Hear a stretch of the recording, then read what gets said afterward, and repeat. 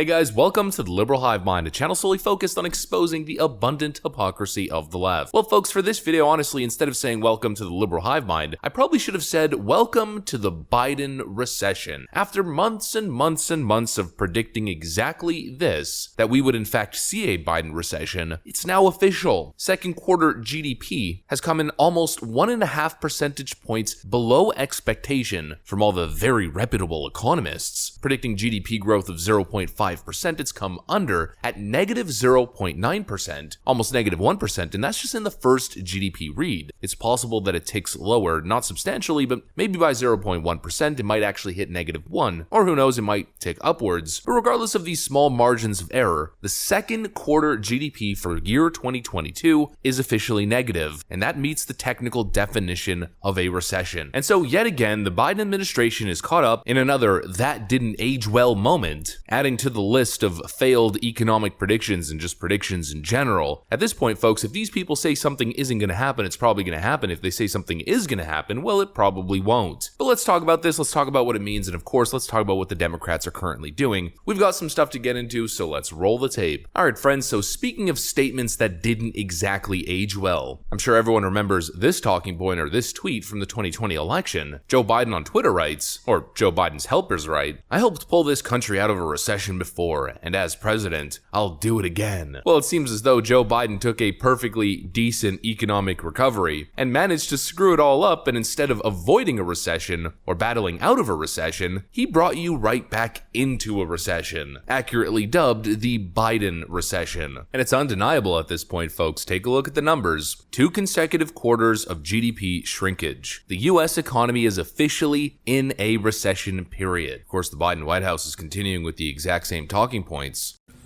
Both Chairman Powell and many of the significant banking personnel and economists say we're not in a recession.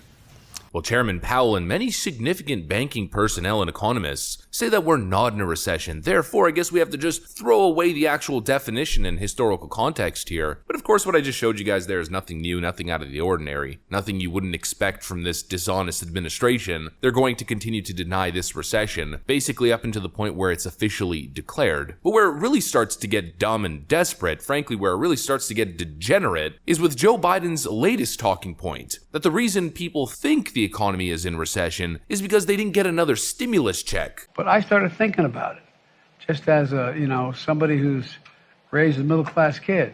One year, even though you didn't have the job you have now, even though you didn't get a raise that year, the difference between having a job, having a 5% raise or whatever, 3, 5, 7, whatever it happens to be, in the face of inflation, price of the pump, although that's down every day so far.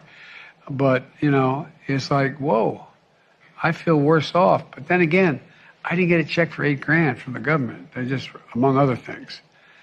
Does that make any sense to anybody, or is it just me?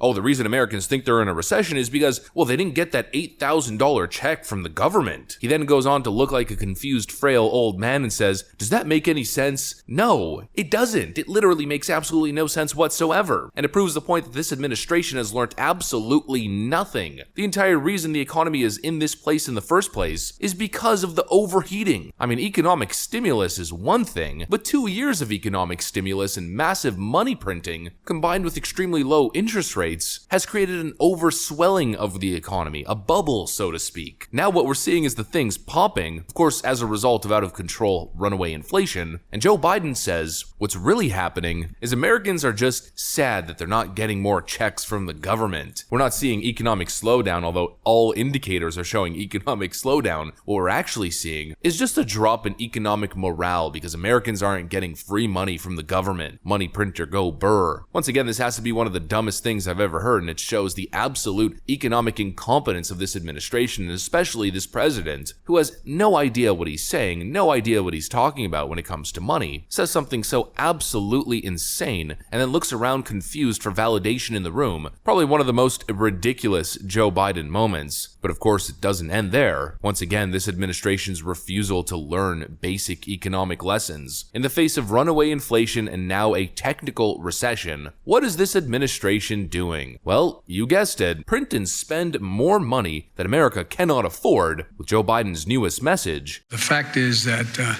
my message to Congress is this.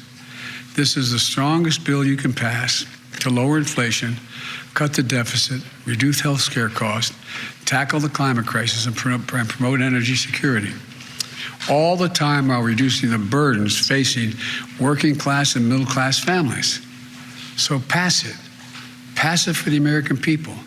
Pass it for America. The Inflation Reduction Act. More government spending to combat inflation caused by more government spending. Absolutely idiotic. The claim is it will lower inflation, cut the deficit, reduce healthcare costs, tackle the climate crisis, and promote energy security. But you know what it's really doing? Increasing taxes on corporations in a moment of economic decline. If you needed to be convinced further of the absolute insane incompetence of this president and his team, well, look no further than the Inflation Reduction Act. From the Democrat perspective, all you gotta do is just name the bill after what you're trying to promote or what you're trying to do, and things will just magically solve themselves. And how absolutely idiotic. I mean, here's the statement from President Joe Biden, or rather his handlers, on second quarter GDP contraction, coming off of last year's historic economic growth and regaining all the private sector jobs lost during the pandemic crisis. It's no surprise that the economy is slowing down as the Federal Reserve acts to bring down inflation. But even as we face historic global challenges, we are on the right path and we will come through this transition stronger and more secure. Our job market remains historically strong with unemployment at 3.6%. You know what? To a certain extent, this is a somewhat decent point the Democrats are making here. You know, if we're talking about worst case scenario, the last pillar that's standing up is probably the jobs market, unemployment rate. I predict quarter 3 and quarter 4 of 2022 could possibly start showing some signs of layoffs and a weaker job market. Frankly, that would probably be the last pillar to fall for an all-out recession. But facing that and knowing that, this genius president and genius administration and Democrat Party decided that their primary focus, their top priority legislatively, is to now pass the Inflation Reduction Act, which is going to increase taxes on corporations, hurting their bottom line and most likely leading to layoffs as companies can no longer afford to keep their staff or to employ as many people as they are. What happens when you increase taxes on corporations? It cuts into their profits and they either have to increase the cost of their goods, inflation, or the other option is reducing their input costs and their operating costs. In other words, firing people, replacing them with robots. You guys get the point. And of course, the overarching general point here is these people are completely clueless in over their heads. And I still maintain the feeling that I don't think this is going to end very well. And once again, I'm just taking cues from the past. I mean, they're regurgitating this talking point.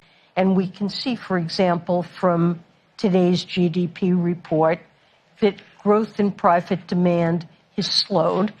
That does indicate an economy that is transitioning to more steady and sustainable growth. It's actually just a transition period, a transitory recession, I guess you could call it, or transitory slowdown to slow and sustainable economic growth. But every time these people said it was transitory, well, those statements didn't exactly age well now, did they? I don't know about you guys, but if we go to that first chart that I showed you earlier, like I've been saying forever here, folks, quarter 2 is supposed to be the summer rush, where jobs are aplenty and the economy is roaring. So it's not exactly surprising that the GDP number for quarter 2 2022 was trending upwards from quarter 1 2022. But the real scary stuff is end of summer till September, quarter 3, which as you can see in 2021, 6.3% growth in quarter 1, 6.7% in quarter 2, and then dropped down 4.4% down to 2.3%. It's possible that quarter 3 trends in the wrong direction and this thing isn't actually transitory at all. Just like they told you when inflation was 4 or 5% that it was basically over and it had peaked. And then a couple months later, it's at 9.1%, basically doubling. While many analysts and economists, and of course this administration, are saying, well, this thing's over, folks, that's a wrap. Now back to the unprecedented historic bull run that we've seen for the past 14 years. Well, that's what they're telling you. I'm not exactly sure that the damage done by this fiscal lunacy that we've experienced over the last couple of years is over just yet. And I'm definitely not going to take the Biden administration's word for it. We'll just have to keep analyzing the data, analyzing the numbers, in order to get a good idea as to what's really happening. I'd say we're not out of the woods just yet, so we'll just have to continue following this one. As for this video, that's what I got thought for you guys, though. If you enjoyed it, make sure to leave a like. I'm going to get back to work. I want to thank you guys for watching, and I'll see you on the next one.